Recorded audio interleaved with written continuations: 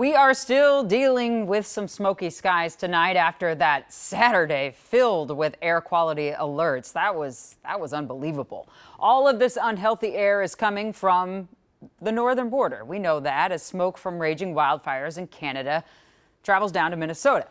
Welcome to Breaking News. I'm Janice Shortle. Now, this is not the first summer we've had to deal with smoke-filled air from our neighbors to the north. But this time, as we told you right here on Friday night, it has some members of Congress from our area pretty fired up. Here's Danny. The wildfires in western Canada spoiled another weekend in Minnesota after smoke carried into the Lutsen Mountains, downtown Minneapolis, and pro and youth soccer events. A little bit difficult to breathe. The latest round of wildfire smoke prompted 6 Republican U.S. House members, including Minnesota's Brad Finstad, Michelle Fischbach, Pete Stauber, and Tom Emmer, to write this letter to the Canadian ambassador. The lawmakers demanded to know how your government plans on mitigating wildfire and the smoke, citing a lack of active forest management and arson.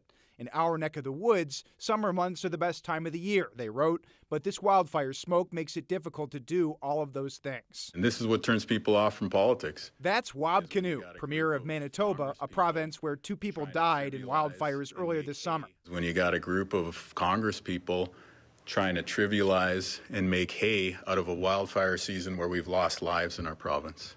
There's no place for that in politics. Many of the Canadian wildfires have been caused by lightning in rural areas that are difficult to manage. We have to recognize that this is a situation we need to work with together, but we don't solve it by accusations that what you've done is causing us damage.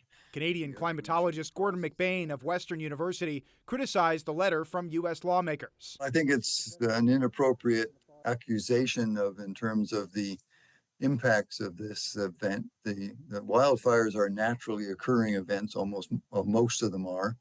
And it's because we're getting more of them because of a climate change. The letter did not mention the issue of climate change. It's getting much warmer. The last couple of years, 2023 and 2024, were the warmest 2 years in record globally.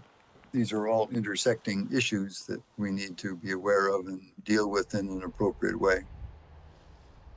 In addition to the letter, U.S. Representative Pete Stauber posted this weekend that, quote, our health is at risk and that Canada must take stronger action.